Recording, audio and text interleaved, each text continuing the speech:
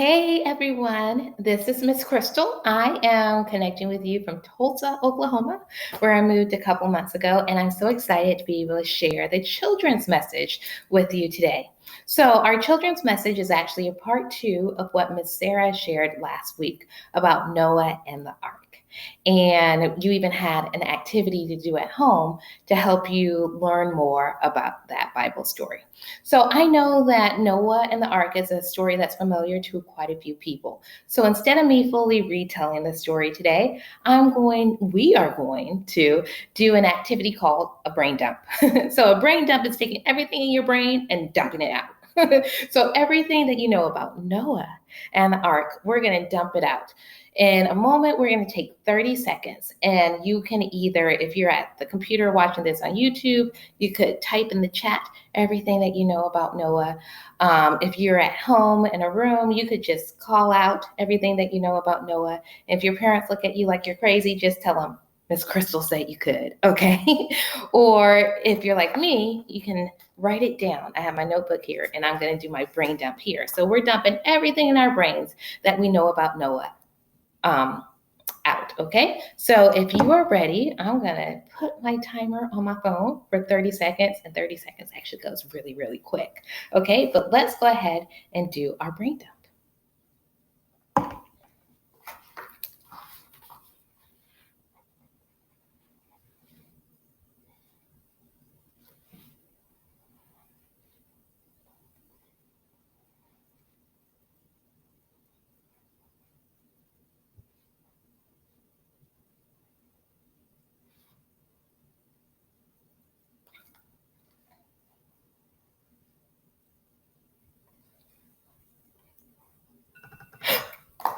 Oh my, the time is already up. I told you 30 seconds goes fast. But I love that you guys dumped out everything that was in your brains that you knew about Noah. So here are a couple things that I dumped out as I was thinking about the story of Noah and the ark.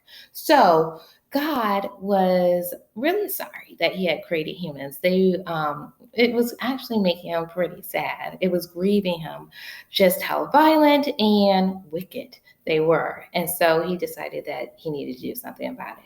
But he remembered Noah, his friend Noah. And it says in the Bible that Noah found grace in God's eyes, that he was blameless and righteous. So God went to Noah and said, Hey, I have a task for you. And so he gave him the directions on how to build the ark, the animals that needed to come in to the ark, even plants that were needed for food. And he gave him the directions. And guess what? Noah obeyed. So Noah, his family, so his wife, his three sons, and their wives, the animals, male and female, and the food that they needed, all in the ark. And Noah was 600, 600 when the floods came. So they're in the ark and it's flooding for 40 days. Okay, so flooding, the waters were rising, everything inside of the ark was safe, but those things outside of the ark perished. They were destroyed. Then, slowly, the water started going down. And so Noah and his family had to be patient to make sure that the flood waters receded. And so, to check and make sure, Noah sent out first a raven, which flew to and from. Then he sent out a dove 3 times. The third time, the dove did not come back, and Noah knew that, okay, the water had gone down. They could go out onto dry land. So he, his family, all the animals that were inside the ark went out, and Noah built an altar to God to say thank you for his safety, his provision, but also to honor God because he knew that God, just how great God was. And with that, God made a promise. He sent a rainbow and he made a promise to Noah. And he also said, Noah, go out and replenish the land. So that's what happened. Now, one of the things that we don't talk much about in the story of Noah and the ark is the relationship between Noah and God. They were super close. They knew each other really well. They were like good friends. So when God went to Noah at the first time and said, Hey, you're my friend, you are blameless and you're righteous, and I have this task for you, Noah obeyed. He trusted God, and even though he didn't understand it all, he knew that God had his best interests at heart. So he did what God asked him to do. It reminds me of the godly play story that we do about Noah and the ark. There's one line that says that Noah came so close to God, and God came so close to Noah that Noah knew what God wanted him to do. They were so close. They had such a good relationship. They were such good friends. He trusted him so much that he knew what God wanted him to do. He could hear and knew God's voice, and he did it. And that makes me wonder, even as an adult, how can I get that close to God? How can I be so close that when I have a hard decision to make, when I don't know which way to go, or I have questions, or if I'm really excited about something, but I really don't know how to get it started, how can I know what God wants me to do? And it takes developing a close relationship with God. So, no matter how old or how young you are, you can always get closer to God. And I imagine that there are a couple things that Noah did to get closer to God, and there are things that we can do today. So, I want to leave you with a challenge for this week. I'm going to talk about 4 things real quick that you can do, and just pick one of them.